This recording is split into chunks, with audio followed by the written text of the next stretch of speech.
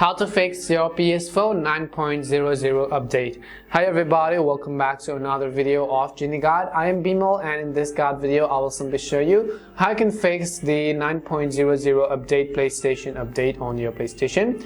But before we get started, as always, if you are new to our channel, then make sure to leave a like, hit the subscribe button, and without any further ado, let's get started with today's video.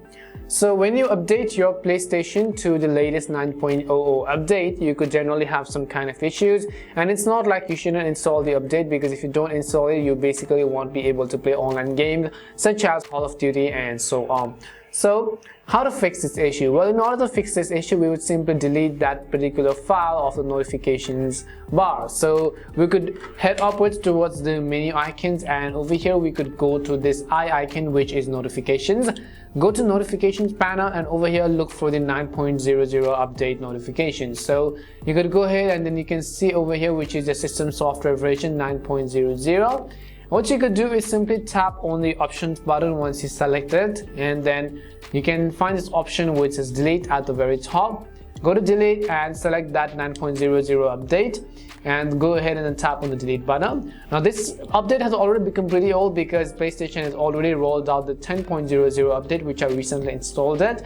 So in order to fix that, you might also as well want to check for the new updates by going to settings, and you could go to an option which says system software update, as in this case you could see. And once you go over here, what you could do is go ahead and then check if your system has an update. If it does, install it to the latest version. Last but not the least, what you could also do is go back and scroll down to initialization. Go to initialize. First of all, of course, I would recommend you do a quick wipe rather than selecting a full wipe to completely delete data from system storage and to initialize the PS4. And this method could take several hours, but you could as well do a quick wipe in order to fix it. Hopefully one of these would have helped solve your issue, and if it did help solve your issue, then make sure to leave a like and subscribe to the channel. And if you have any more questions, queries or doubts, simply also make sure to leave them down below.